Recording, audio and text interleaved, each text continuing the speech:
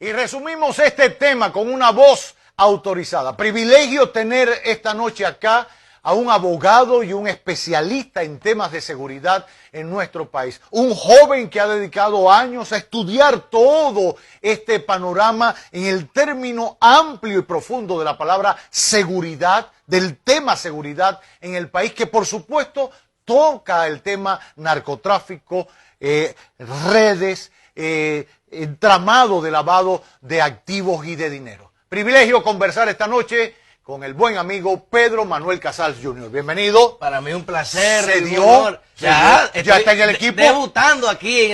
Ya soy oficialmente parte del equipo. Como debe de ser, como corresponde. Privilegio tenerlo acá. ¿Es cierto que usted sabe dónde está César, sí. César el abusador? Si tú quieres que nos manden a buscar aquí afuera. No hay que terminar el noticiario. Mira, muchachos. Pero no. ¿cómo podemos entender que en medio de todo este operativo, donde ha estado involucrado el gobierno de Estados Unidos con sus principales estructuras de inteligencia, etcétera, la cabeza de esta estructura hasta el domingo estaba bailando en una playa y hoy no aparece? Así es, y en uno de los principales hoteles del país. Para conocer quién es César Emilio Peralta, César el abusador, hay que buscar su historial. Y su historial, él se inicia, como le llaman estos muchachos, cuando se inician en las labores primordiales del narcotráfico, que son recogidas, escoltas, son guaremates, como le dicen ellos. Él empieza así en la banda de Florian Félix. Luego de eso, cuando Florian ya entra en prisión, él se encarga del brazo operativo logístico, de la coordinación de las recepciones de los kilos que se hacían por avioneta, que las trazas eran aéreas, no eran marítimas en ese tiempo con la facilidad que hay hoy en día. ¿De qué año estamos hablando? Estamos hablando años 95 en adelante, donde él empieza ya, pasa de ser un simple seguridad, un simple escolta, a ya coordinar brazos logísticos de operaciones de trazas. ¿Qué sucede? Luego de esa banda se desarticula, que él tiene también mucho que ver en varios de los incidentes que se dieron con esa banda, que también tuvo incidencias con otras bandas, porque recordemos, ahora mismo el país está dividido en 3 mini carteles. Está el cartel del sur, que lo manejan entre carteles mexicanos que se disputan, carteles del Golfo, el cartel de los Zetas, y se disputan las zonas de Azua, Barahona, Pedernales, Peravia, toda esa zona. El cartel del este, que lo manejan ya carteles colombianos y principalmente venezolanos, que se han inmiscuido en el negocio, que ahí es que entra el poderío del cartel de adentro metropolitano, que es el que representa César, porque César no es, como la gente puede pensar, pero ven acá, y este hombre trayendo tanta droga, y qué locura. César no es un distribuidor de drogas. Eso es lo que la gente no entiende. ¿Y por qué le llamó tanto la atención al gobierno de Estados Unidos? Porque, ahí te voy a explicar, y parte del tema de la ley Kingpin se hace estructuralmente para tocar las cabezas, que tú nunca vas a encontrar una cabeza de una red con 1 kilo de droga, ni lo vas a encontrar con $1 millón al lado. Entonces, ¿qué se hace? Se utiliza los esquemas societarios, los esquemas vinculativos de esa persona para agarrar a la cabeza. ¿Qué hace César? Inteligentemente César crece con Florian Félix, crece con el Gringo, crece con el Oso, con el Mono, todos estos narcos, micronarcos de barrio que tenían una mentalidad diferente, que era la de producir dinero, acumular dinero para sustentarse, pero nunca salían del barrio. No pensaban big thinking, no hacían pensar fuera de la caja, o sea, no pensaban para arriba. Él inteligentemente ve que ese esquema de negocio cambia. Ahí está la clave en cómo César hace la diversificación en la metodología de planificación financiera para no acabar como acabaron sus antecesores. ¿Qué le pasó al Gringo? Y la mayoría de esos muchachos tenían casa de cambios. El esquema de negocio para el lavado de las drogas, como era microtráfico, el mejor esquema era la casa de cambio. Te permitía el uso de dólares para el pago de las mercancías, que se tiene que pagar en dólares, y al mismo tiempo te justificaba la entrada del dinero. Parte de eso, cuando agarran al Gringo, recuerda que le agarraron casi 50 millones de pesos podridos, papeletas rotas, sí, claro. Las tenían caletadas en una casa de cambio. Entonces, aparte de eso, el negocio de las casas de cambio se pone en peligro. ¿Por qué? Cuando tú fallabas una entrega, cuando se cayó un cargamento, tú tenías una deuda y tú no pagabas, bueno, te caían en tu casa de cambio y ahí te quitaban todo el dinero que tenías ahí.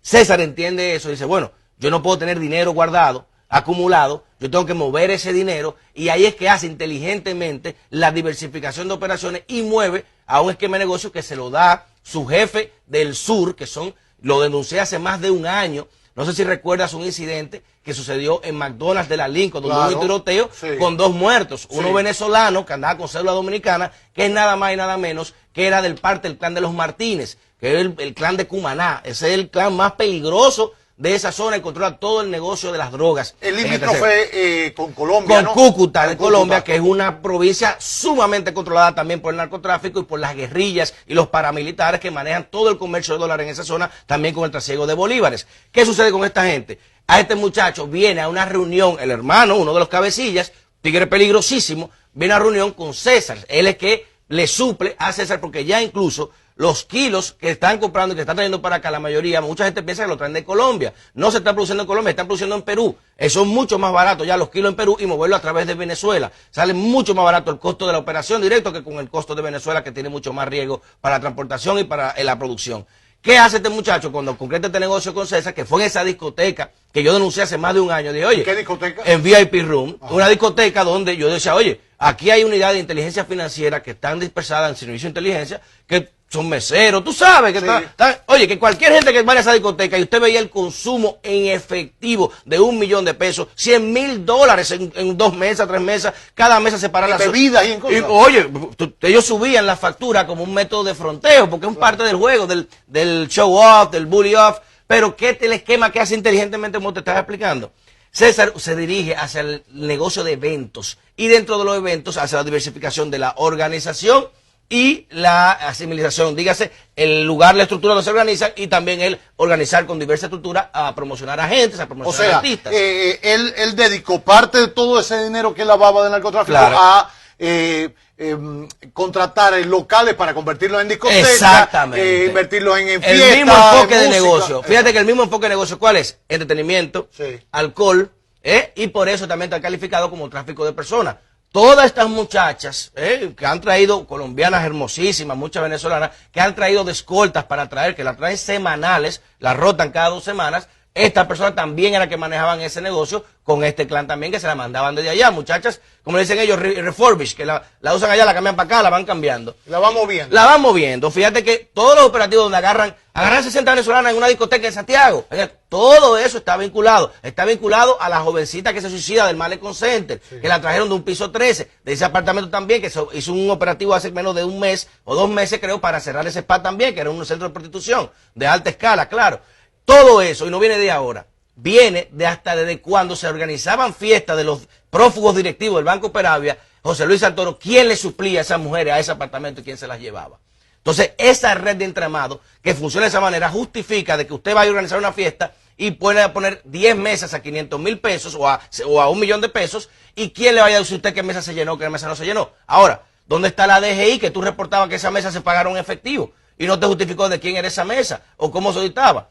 Por eso, en ese esquema de negocio que inteligentemente hace César de que diversificar, ¿por qué? Porque cuando tú mantienes los eventos, que es la manera más fácil de lavar, invertirle a un muchacho de esto, un muchacho de embocero de un barrio, que tú le inviertas 5 millones de pesos, $100,000, y realmente le está dando a ese muchacho $10,000 para su carrera, lo que tú estás invirtiendo para reinvertirlo en el tema de lavado, se hace autosuficiente prácticamente. Y más cuando tú eres el dueño de la discoteca, que tú mismo te contratas a tu artista, te lo llevas a tu propia discoteca, claro, y te hace la tercerización.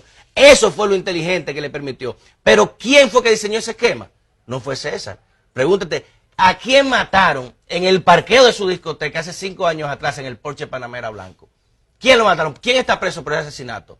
Y en ese asesinato que lo mandó a hacer César saliendo de su discoteca, justamente casi 20 minutos antes de irse primero, era su socio, le decían el italiano.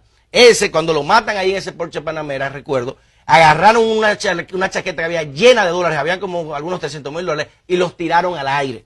Y la gente ahí se volvió loco, le llevaron hasta los relojes, los zapatos, todo le llevaron a ese tipo ya. Hasta el carro se quería llevar una pantalla que tenía el Porsche.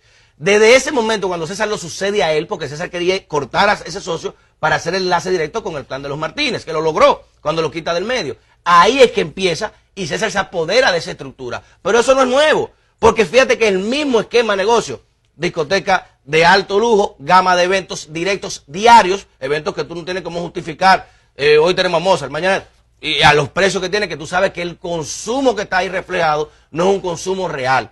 Las giras que tú haces, que te las contratas tú mismo, y esa tercerización le permitió a César y meterse en el negocio de las drogas sin la preocupación del lavado. Ahora bien, ¿cuál es la función de César como negociante de drogas? Él no es distribuidor, él es importador. ¿Y qué es lo que hace un importador en este esquema? Ellos le llaman el importador el que preña el barco, el dueño del transporte. O sea, el importador no cobra después de que el negocio llega, él cobra adelante, porque yo te cobro la cuota. ¿Cómo es la cuota? Yo tengo espacio para 600 kilos en mi barco, ¿no verdad? Mi barco trae petróleo, mi barco trae comida, y dentro de eso, en mis caletas, tengo 600 kilos de espacio. A eso yo te vendo al cartel del sur, a los mexicanos, mira, ¿tú cuánto tú vas a querer? ¿Tú quieres 150? Ok, tienes 650. Tú me pagas 150 adelante. Tú me pagas 150, yo te encaleto ya eso y te preño el barco con tus 150. ¿Cuánto tu cuota? ¿Tú quieres 200? Toma, paga 1.200. Después que el barco se llena, que él compra todas las cuotas, están vendidas, entonces ya él hace lo que él es espejo, que hace esa operación pagada en Colombia con sus clanes, con estos muchachos que son los socios de él, que fue el que mató al dominicano en McDonald's, que se lo mandaron a ubicar, que estaba ahí. Yo al principio pensaba, caray, qué coincidencia, que pelearon en la discoteca y se vieron en McDonald's a las 5 de la mañana. Luego me enteré que fue mandado a ubicar por César. Dios mío, están allá para que lo mandaron a matar y le dio la pistola para matarlo. Y a ese muchacho, Raúl Martínez, lo sacaron de aquí al otro día. Se dice que un coronel por Punta Cana. Búscate quién está preso por el caso de McDonald's. ¿Cuál está detenido? ¿Quién está sometido? ¿Qué ha pasado con ese caso? Y para continuar entonces en el esquema, César lo que hace entonces es que vende las cuotas, luego que cada quien le vende las cuotas, le pagan a él efectivo, le hace su espejo, el barco se preña, lo preña en alta mar y trae su cuota y cada quien reparte. Por eso tú nunca vas a encontrar a César Abusador con 1 kilo de droga, nunca lo vas a encontrar con $1 millón al lado, porque ese esquema que él armó y que tiene la estructura, le impide tener que verse sometido en ninguno de esos escenarios, precisamente para evitar tener que ser señalado como el único responsable. Por eso es que hasta ahora nunca habían podido apresar a César, o sea, puede existir todo esto que tú relatas. Hay una complicidad obligatoria e indefinida. ¿Por qué? Porque no hay forma posible, Roberto Cavada, no hay forma posible de usted ir a un banco, a una discoteca, abrir una compañía nueva con cualquier nombre, justificar un evento y llevar 100.000, 200.000, $300.000 a un banco, o justificar una línea de crédito, una discoteca, una compañía nueva con un certificado que acabas de abrir. No hay forma que usted no pueda no hay forma justificar de dónde trajo ese dinero. Si tú no tienes a alguien que te diga, sí, dale, o ven, mándamelo a mí, o ponme a firmar a mí, o ven, yo te manejo esa cuenta, o ven, sí, fue fulano que me mandó. Es muy difícil por el tema de la estructura que hay. Por eso, la complicidad que él tenía y el nivel de arraigo era tal que prácticamente no había forma. Parte de lo que se dice también es que César, cuando vendía las cuotas, cuando quería apretar a alguien o tenía algún tipo de incomodidad con alguno de los contrarios, entonces le daba información y le hacía que le tumbaban luego de pago la cuota porque no se hace cargo de tu transporte. Tú traes hasta aquí, yo te entrego, tú recoges y ya eso es mercancía es tuya, lo que te pase es tu problema. Entonces él denunciaba, después que recogía la mercancía y lo mandaba a joder de nuevo. Ahora, Pedro, usted lo cuenta como si eso fuera vender aquí jugos o vender un frío. Eso se ejecuta de esa manera tan llana. Mira, y normal como llevar refresco al sur. Yo te voy a dar un ejemplo de eso. Sencillísimo. Y algo que lo pueden buscar. Búscate un documental. El primer capítulo de un documental en Netflix que se llama Dope. Búscate ese primer capítulo. Para que tú veas. Eso es el narco. A mí me cala. Esos son los muchachitos que te bregan con 10 kilos semanales, con 15 kilos semanales, chamaquitos en Sancho Sama. Búscate cómo operan esos muchachitos. Y tú multiplicas eso a un nivel organizativo de esta categoría y te vas a dar cuenta que no es que vender jugo colmado, es que aquí hay un tema industrializado con la droga. Hay un tema industrializado. Eso es inevitable. Lamentablemente, y eso no viene de ahora, hay que buscar desde el 2008 con el Plan Mérida, que se hace entre Canadá, México y Estados Unidos, por la guerra que tienen los carteles en la frontera, estaba derramando un tema incontrolable con la violencia y decidieron redireccionar el flujo de los carteles hacia la vía latinoamericana a través de Centroamérica y el Caribe para un mayor control de supervisión de las rutas. Por eso que a los norteamericanos no les interesa combatir, como quien dice, el tema de las drogas. ¿Por qué? Porque al otro día, si tú le paras las drogas, tiene 90 millones de usuarios con un problema sanitario. Pero sí le interesa supervisar las rutas para que no se cuele un arma nuclear, un arma de destrucción masiva, un terrorista. Y sobre todo el dinero que entra y sale. ¿Qué es lo que causa principalmente este esquema? Que la autoridad norteamericana empiece en el trazo. ¿Qué es lo que causa? El flujo de capital de Estados Unidos hacia acá. Cuando Estados Unidos comienza a ver, el Departamento de Tesoro empieza a refrescar las transferencias y dice, pero ven acá. Y todos estos pagos que están haciendo esa República Dominicana, de estos eventos y de estas compañías. Pero tú estoy hablando de pagos de alrededor de $1 millón semanales. Haciendo aquí, porque tú tienes que hacer Sharon, que es el miro en la operación espejo, recibir, pagar allá, cobrar allá, pagar aquí. Y los gringos dicen, pero bueno, esto no es normal, este flujo de dinero. Por ahí inicia la investigación. ¿Qué explica Manuel, que en esta estructura figuren ex peloteros o peloteros o músicos o figuras del entretenimiento? Cavada. Porque los utilizan, no se dan cuenta que son utilizados. Yo relajé en Twitter, dije, este señor tenía una agencia de peloteros retirados. Entonces, tú analizas estos casos, que son muy lamentables, porque la mayoría los cogen de tontos útiles, Y, por ejemplo, el caso que yo pongo de excelencia, Mike Tyson. Mike Tyson fue el ejemplo pugilístico de los 90, ícono del boxeo de los 90. Llegó a amasar una fortuna de 809 millones de dólares en su carrera activa. ¿Sabes qué hace Mike Tyson hoy en día? Tiene una fábrica, una granja de marihuana y firma autógrafos en Las Vegas por $50 y se tira fotografías. ¿Qué te dice este esquema? De que estos peloteros que fueron modelos de éxito en su momento, en la mayoría quizás, al no tener una planificación financiera que ya la MLB te lo obliga contractualmente a que tú tengas que tener un asesor financiero, muchos despilfarraron dinero. Pero tienen un esquema que para los narcotraficantes y para los lavadores es muy atractivo, que es la concepción social. Porque yo te apuesto a ti que si tú tienes un apartamento y va Octavio Dotelo, Luis Castillo mañana con $1 millón a comprártelo, tú no le vas a preguntar a Luis Castillo, mira, ¿y dónde tú sacaste tú? O sea, no, pero mañana firmamos el contrato, ven, no, eso fue Luis Castillo. Ni el banco te va a preguntar, de seguro, ¿entiendes? Entonces, esos son los mejores instrumentos. ¿Qué hacen con ellos? Vienen aquí, tienen problemas de deudas, tienen un esquema de vida que tienen que mantener porque la mayoría compran muchos pasivos, no compran activos temas de valoración de negocios, sino que compran carros, muchas casas, no pueden mantenerlo, y este señor se le aparece y le dice, mira, tú estás pasando un problema, te voy a dar $15,000 mensuales, pero tú tienes que comprarte lo que yo te diga a tu nombre y manejar la inversión que yo te diga a tu nombre, tú manejas mi dinero a tu nombre, porque yo tengo un tema de impuestos, que no quiero ver mi nombre involucrado, tú tienes un nombre con impuestos, no te van a joder. Y ese es el esquema que le plantea estos muchachos que están en una situación de precariedad, lo ven como, bueno, es un tema de inversión, saben mucho de esto, algunos lo saben, otros se hacen los tontos, y acceden pensando que, bueno, yo no estoy haciendo nada malo, yo estoy comprando y yo estoy recibiendo dinero por comprar, yo no estoy haciendo nada malo. Pero ese esquema, lamentablemente, bajo el acto Kingpin, los vincula a todo el que en papeles tenga titularidad de activos que sean directamente o no vinculados con esa red, lamentablemente, está catalogado para ser sujeto aplicable a esta ley. La última vez que se vio, al menos públicamente, o que sonó el nombre de César Emilio Peralta, alias el abusador, fue a propósito de el intento de un asesinato en una discoteca del que salió mal herido el querido Big Papi David Ortiz y el comunicador Joel López. Se vio incluso a César acudiendo a la clínica y saliendo. Son vecinos en una torre. Se dice incluso de que parte de ese asesinato o de intento, que no, obviamente sabe que no fue David Ortiz, sino que fue a un ex deudor de este señor también, y recordemos que este señor también, el que le debía ahí, debía también a Pascual Cordero, el del este, claro, que había un tema que supuestamente el tipo tenía los 3 puntos en la cabeza para marcarse, y le hacen este esquema y parece que por ahí efectivamente se inicia también los trazos investigativos alrededor de César Emilio, que se vinculó en ese caso, pero esto no es de ahora. Tú te das cuenta que no es de ahora. ¿Por qué? Porque cuando tú haces operativos simultáneos de la categoría que se hicieron en Puerto Rico, Miami y aquí, te das cuenta que hubo una labor de inteligencia financiera desde allá, que tuvo que verificar las propiedades allá, las propiedades en Puerto Rico, traspasar y corroborar la información aquí. O sea que no es un tema de semanas ni de un mes. Esto es una operación que tengo entendido tiene más de 6 meses activa y estaba siendo trazada, te lo digo de nuevo, antes del caso de David Ortiz, por el tema del flujo de dinero saliendo de bancos de Nueva York hacia la República Dominicana.